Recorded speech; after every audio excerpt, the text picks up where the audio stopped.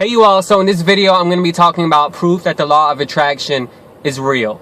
Now, I've never shared this story with anyone before, but growing up I was a stupid child. And when I mean I was a stupid child, I mean that you know how when you are in kindergarten and you are told to trace a shape onto a piece of paper and cut it out and glue it onto a construction colorful paper?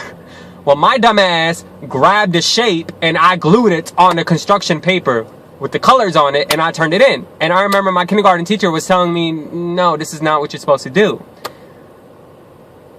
I went to summer school like 3 times in my life. I went to summer school in 1st grade, in 2nd grade, and in 4th grade. And I never really shared like my whole academic journey with anybody before. Most people in my life, like 99.9%, see me as smart.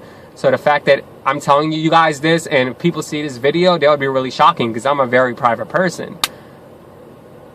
In 4th grade and in 8th grade is when you got to take the LEAP test.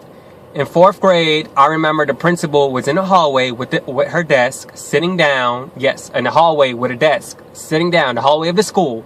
She had an envelope, white envelopes on her desk, and they were marked with the grades of the LEAP test. And that's what we call our standardized test here for 4th and 8th grade.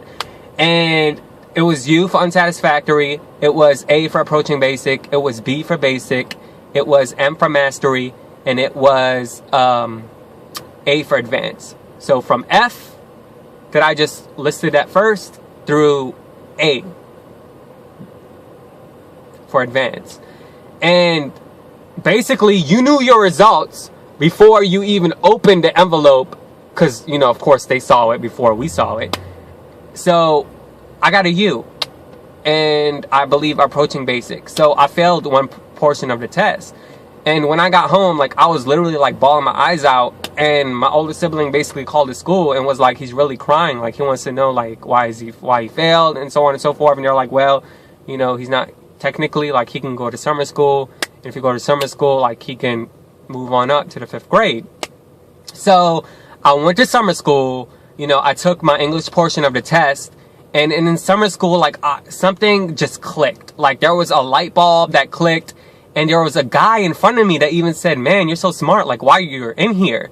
And during the test portion in summer school, my teacher was reading my essay, and she was like, wow, like, I really love your transitions. I really love like how thorough you made your transitions in this essay. And I ended up passing my summer school. But during that period in summer school, just something just clicked where unconsciously, like, I knew I had it, and I don't know how it happened. I just knew I had it. Like, I knew, like, it just, something just clicked, like really clicked, because I was so hard on myself. I cried, and I just, you know, unconsciously it was there. There's a difference between unconscious and subconscious. Unconscious is when something's in the back of your brain that's there, that you thought of, you know, but it's not something that you're actually thinking. You see what I mean? For example, something would be, let's say you're having a bad day and everything's just going bad, like bad. And all of a sudden you get into a car accident. Let's say, God forbid. Unconsciously, your bad day is being released out into the world, and it's going to come back to you. That the backness that came back, the negativity, was that car accident.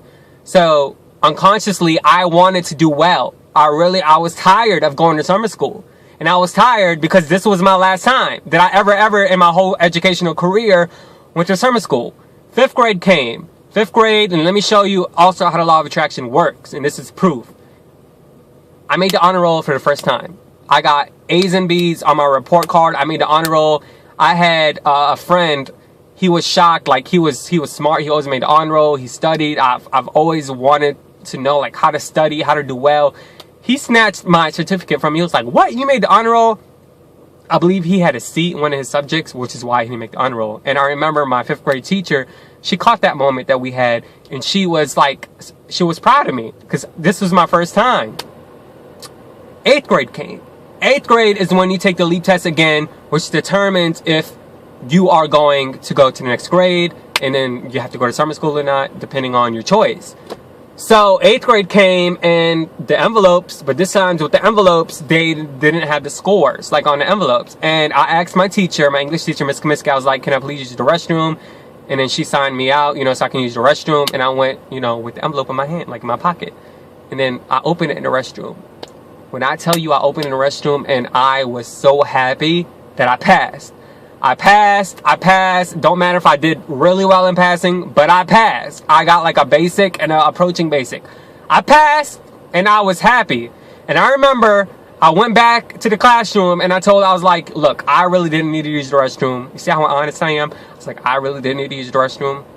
I just wanted to open the envelope because everyone in class was opening their envelopes, and I myself just recalled the moment that I had in 4th grade, and I just knew myself that I'm not really great at taking these standardized tests. So I was just like, I passed. And she gave me a hug. From then on out, 6th, 7th, 8th, high school, did really well. I graduated top 10 of my class.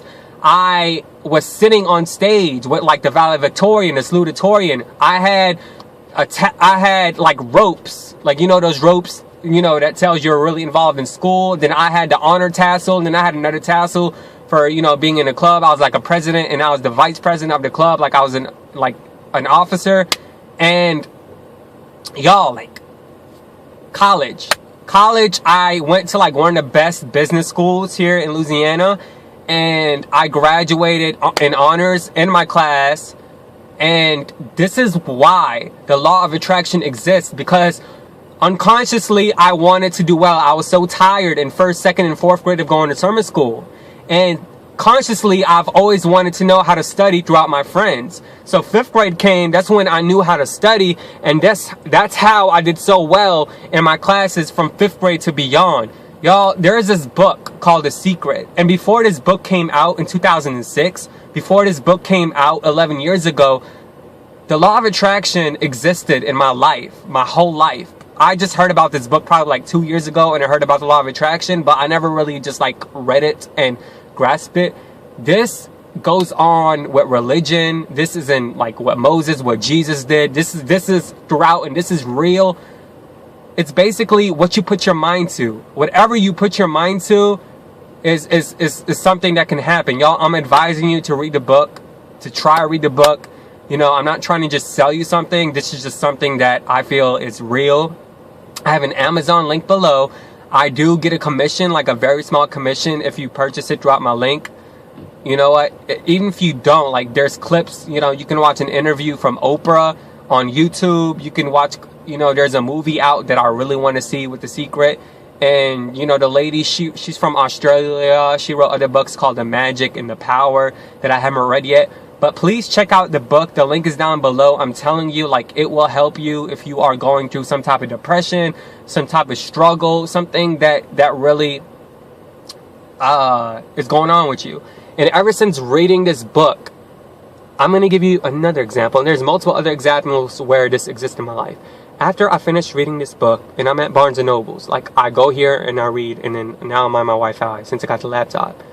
After I finished reading this book, like, literally, I walked out of Barnes & Noble's, and a guy came up to me, and he asked me, like, this never happened to me, not here at Barnes & Noble's. He was like, hey, man, can I borrow $1? Like, I mean, or can I, he was like, hey, man, can I borrow some money? Like, and I was like, what's wrong? He was like, well, like, I lost my job, and so-and-so, and the hurricane is coming, and I really, like, need some money. Like, I need some money.